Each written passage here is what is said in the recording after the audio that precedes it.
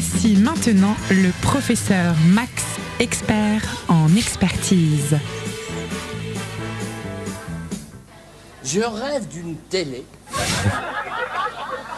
où on tomberait pas tout le temps sur une pub avec un humoriste pas drôle payé une fortune pour nous dire qu'il rêve d'une bande de merde.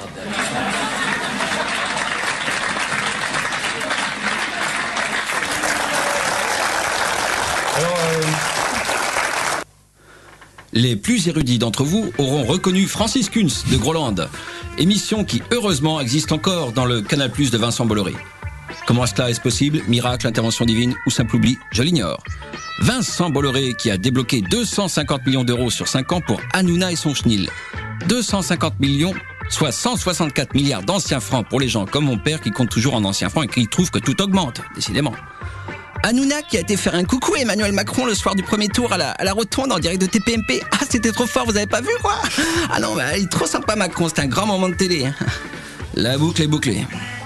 La question posée est donc celle de l'indépendance du monde culturel vis-à-vis de la censure politique et des grands trustes internationales. Une question qui me concerne directement, puisqu'en plus de mes chroniques radio, je prépare mon one-man show en septembre au Théâtre du Sphinx, auquel vous êtes tous cordialement invités. Ouais, je suis un artiste. Mais rassurez-vous, moi on m'a jamais acheté. Non, c'est vrai, la preuve. Quand j'étais salarié, on m'a jamais payé plus que le SMIC. Quand j'étais à mon compte, on n'achetait pas beaucoup mes produits. Et après une radio, on me paye pas. C'est moi qui ai payé 40 € pour le bénévole. Tu vois, personne me tient, moi, tu vois. Le capitaliste, je les ai bien niqués, moi. Ouais. Bien niqués. Bien niqués. Bon, finalement, de quoi parle-t-on? Eh ben, on parle de la bonne vieille censure.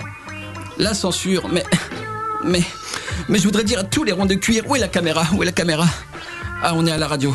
Sachez, vous, ronds de cuir, qui êtes derrière vos bureaux à dépenser le fric des gens, que les vrais artistes français n'ont jamais eu peur de la censure. Ils ont su la détourner grâce à la ruse, tels Jean de La Fontaine et Georges Sand.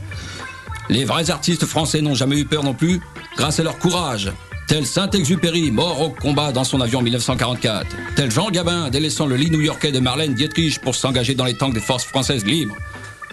Un acte remarquable pour un claustrophobe, tel Jean Marais qui en plein Paris occupé s'en alla casser la gueule du plus grand critique littéraire artistique qui l'avait insulté dans son article homophobe intitulé Marais et marécages.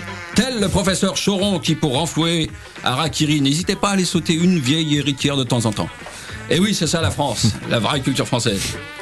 Contrairement à ce que l'on peut penser, tout n'est pas si mal à notre époque. On dispose d'un puissant outil pour promouvoir les nouveaux artistes sans dépendre des politiques ou des producteurs récalcitrants.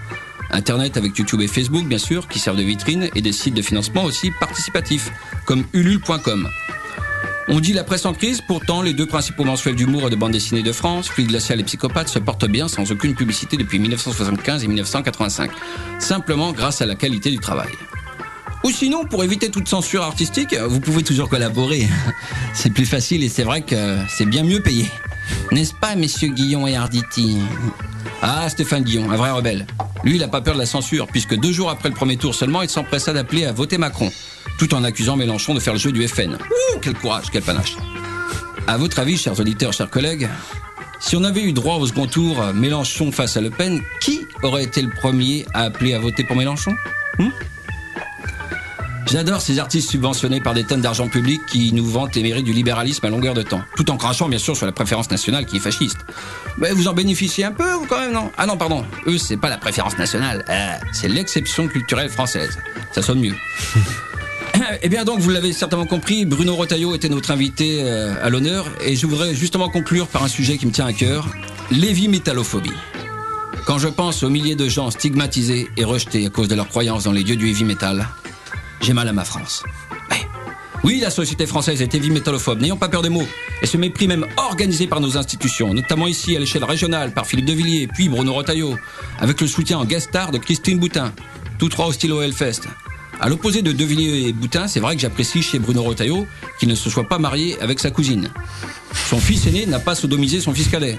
Étant moi-même un fils cadet, d'ailleurs ce sont des procédés que je qualifie d'odieux, que je condamne fermement. En revanche, je m'étonne que des élus de droite harcèlent une entreprise privée rentable comme de vulgaires bolcheviks.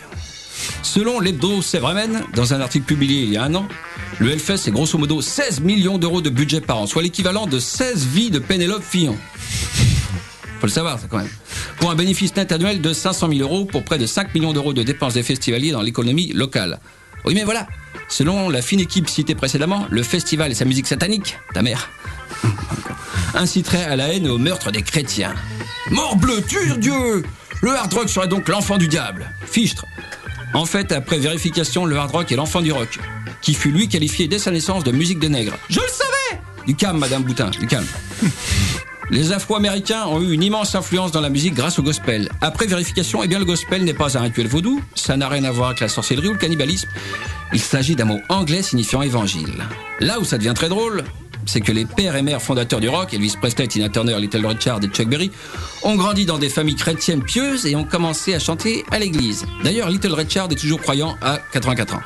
Mais alors là où ça devient vraiment tordant, c'est que des leaders historiques du rock et du hard rock, je parle de gens comme James Hetfield, chanteur de Metallica, la moitié des membres de Black Sabbath dont Ozzy Osbourne, Alice Cooper, Billy Idol, Nico McBrain, le batteur d'Iron Maiden, Lenny Kravitz, Prince qui a eu sa petite période rock, tous sont des chrétiens croyants. Sans parler de Michael Jackson qui était témoin de Jéhovah, une forme de christianisme dans les années 80, sa période rock. Bah c'est vrai qu'après tout, avouez que Jésus-Christ ressemble plus à une rockstar qu'à François Fillon, quoi. Grâce à l'abbé Pierre, on sait que certains chrétiens arrivent à déplacer des montagnes par la force de leur foi, quand d'autres nous font juste des cacas nerveux. Bon. Le heavy metal est donc d'inspiration chrétienne. Par conséquent, j'accuse les anti-Hellfest d'être des hérétiques. Il est regrettable que la vision du christianisme de certains se soit arrêtée à la Saint-Barthélemy, au XVIe siècle. Voilà, heavy metalement vôtre. Nous vaincrons. Merci professeur Max pour cet enseignement précieux. Et pour précision, ni Christine Boutin ni Bruno Retailleau n'étaient sur notre plateau aujourd'hui. Je tenais à le dire. Oui, c'est dommage d'ailleurs. Là, c'était chaud, là. Cette émission de Cité à l'Une est terminée. Merci beaucoup Yann Biozan pour votre éclairage à nos questions. Ben, merci à vous d'exister aussi. Eh bien, c'est ce que je me dis tous les jours.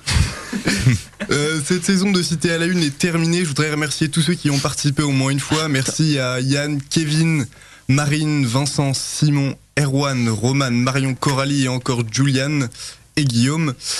Et merci à tous les habitués. Vincent qui a toujours été présent à la technique. Merci beaucoup Vincent. De rien, merci à vous. Tony qui nous a toujours donné une revue de presse bien composée qui par la même occasion est devenu président. Merci Tony et félicitations. Bravo. Équipe doit un verre. Il a utilisé la propagande de sa revue de presse pour être élu à la direction de Prune. À la présidence de Prune, pardon. Et Valentin qui a toujours bien animé l'émission et qui a fait le plus gros travail massif de préparation à toutes les émissions. Merci à toi Valentin. En même temps c'était le seul qui était payé. Mais peu payé. Et bien évidemment le professeur Max, sans qui notre discours d'anarcho-journaliste médisant sur le capital et le néolibéralisme n'aurait jamais pu être décrédibilisé par l'humour de l'extrême pessimisme. Merci professeur Max. C'est beau, c'est beau. Je pleure. Vous pouvez ça donne soif. Vous pouvez retrouver cette émission en podcast sur le www.prune.net et on se quitte pour un petit morceau de Khaled Frix qui représente mon espoir pour les 5 prochaines années. Merci à Lou aussi pour l'animation de cette dernière émission. Pour les terroristes qui ont permis l'interpellation de plus de 70 000 personnes. Donc ce que vous proposez comme d'habitude, c'est de la poudre de perlimpinpin.